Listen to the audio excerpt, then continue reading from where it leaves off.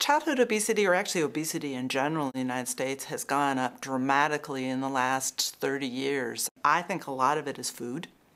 Our food has dramatically changed. Our family lifestyle and how people eat has changed. Family meals used to be very common. They're less common. People are eating in their cars. They're going out way more. Our food industry has been very good at packaging highly palatable, addictive, large portion size food to us, and we've kind of gone with it, which is to our significant health detriment. To tell if your child's overweight, it depends on the age of the child, the height of the child, and the weight of the child, because as you know, children are growing and changing all the time. One resource would be your pediatrician. We have growth charts, and we can calculate something called the BMI, which is body mass index, which takes into account height, weight, and proportions. The Center for Disease Control has a website that goes into nutrition, height, weight, and actually has BMI calculators for children. It would be at the cdc.gov website. You could put in your child's height, weight, and then get an idea of where do they fit on the BMI chart. Increased weight is associated with lots of medical conditions. Diabetes, type 2 diabetes was unheard of in childhood and now is actually starting to be something that we deal with in pediatrics.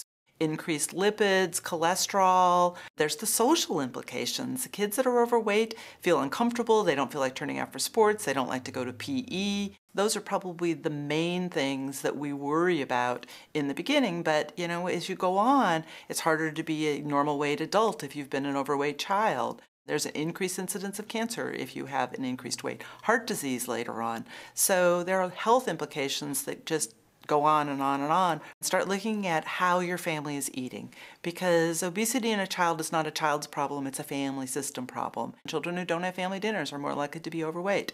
How much are we going out? Children do not need to drink juice, sports drinks, soda, or any of those things. It's empty calories and lots of sugar. Water is essential. From my perspective, other than the milk and water, most kids do not need other drinks in the house. It just teaches your child that water by itself is not a good source of nutrition. What's our activity in our family? Do we do things together physically?